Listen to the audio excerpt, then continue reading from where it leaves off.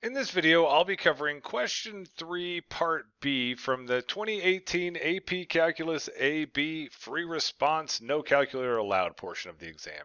I cover parts A, B, C, and D all in their own individual videos, so if you want to see those other solutions, please check out my other videos. All right, so the first thing that I do whenever I have a graph on an AP Calc problem is I want to make sure I know what this is the graph of. So this one tells us for sure this is the graph of G. But you'll also see in the language down below here that this is the graph of the derivative of f. We may not need that second piece of information on part B here, but you want to make sure you know everything about that graph that you're looking at. So, looking at what they want from part B, we need to find the definite integral, so the area between the curve and the x-axis from 1 to 6. So if I come down here and look at this right now, I know that from 1 to 6 is what I'm looking for. Well, up until 3 right there, that's all just defined as the piecewise function we see on the graph. But from 3 to 6, they tell us that that section of the graph is defined by this piece here. So they actually give us the equation that defines the graph from 3 to 6, which is great news because otherwise I'm not sure how we would find the area between the curve and the x-axis. So what you're going to want to do on this is you're really going to want to break this up into two integrals. You're going to start and you're going to break one up from 1 to 3 right there. And we'll use geometry to find out the value of that. And then we're going to add to that the integral from 3 to 6. So remember that you can always break up an integral. You think about it as a number line, right? So 1 to 6 was our original. And so I can split that up however I need to. And on this one, I'm choosing to split it at 3. So I'm going to go integral from 1 to 3. And I'm going to add to that the integral from 3 to 6. So the integral from 1 to 3, this is a geometry problem. So when I look down there, that's the area of a rectangle. So the area of a rectangle formula that I have is base times height. So the base on this is 2. And then the height here is also going to be 2. So then just for that one piece there, we get 2 times 2, which is 4. For the second half of this, we're now going to use the formula that they gave us. So this is the integral from 3 to 6 of 2 times x minus 4 squared dx. This is one of those antiderivatives that could go a couple of different ways on you. First and foremost, as you look at it, it would be a u substitution to get through this thing. I'd rather not do a u substitution if I don't have to.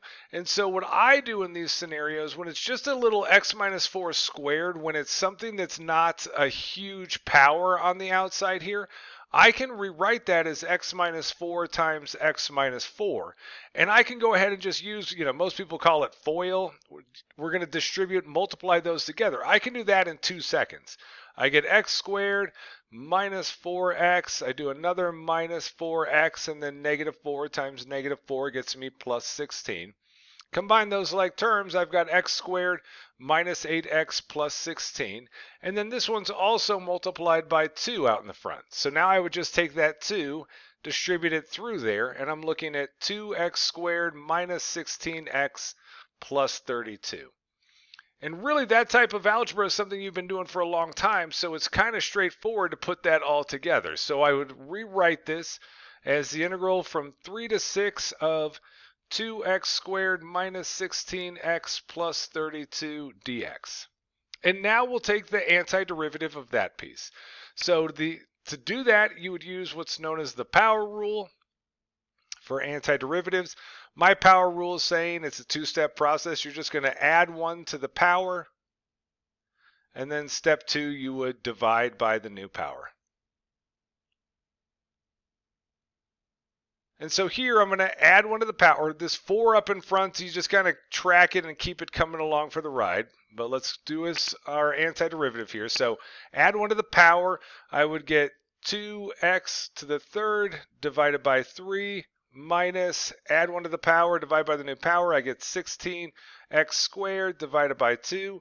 Numbers by themselves, we're undoing derivatives, so numbers by themselves gain a letter. And then we're going to evaluate that from our lower bound x equals 3 to our upper bound x equals 6. And then from there, I always do what I just call top minus bottom. So you're going to take the top value, plug it into that equation, and subtract off the bottom value.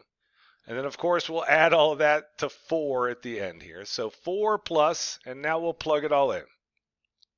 So the top value is 6. So I'm going to do 2 times 6 to the third over 3 minus, clean these things up as you go through. So this is really 8 here as we do 16 divided by 2. So this would be 8 times 6 squared plus 32 times 6. That'll be the front portion of this. And then we're going to subtract off of there 3 plugged in. So then this would be 2 times 3 to the third over 3 minus 8 times 3 squared plus 32 times 3. And then we come through and we just have to start putting all these pieces together, right? So this is where they expect you to be able to do some work on your own. So 6 to the third, 6 squared is 36. And then if I needed to multiply it by another 6, do your standard multiplication here. So then that would also now need to be divided by 3. So I divide that by 3. 3 goes into that 72 times. So I get 72 times 2. So we'll get 144 minus 36 times 8. Again, quick math you can do in your head, or you can just do it off to the side. 3 times 8 is 24, plus 4 is going to get us 288. Plus 6 times 32. Again, they just kind of expect you to be able to do this kind of quick math. So 192. And then from there, we will subtract off of that.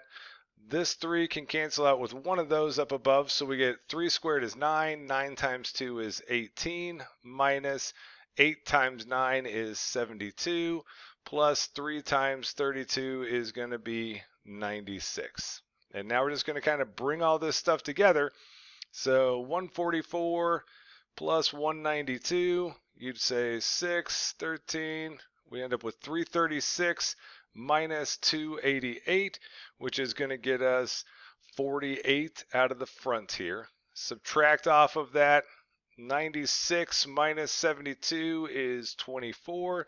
24 plus 18 is going to get us 42. So 48 minus 42 gets us 6. And then we add to that back at the beginning that 4 that was sitting there the whole time just waiting for us. So 4 plus 6 gets us 10 for our final answer here.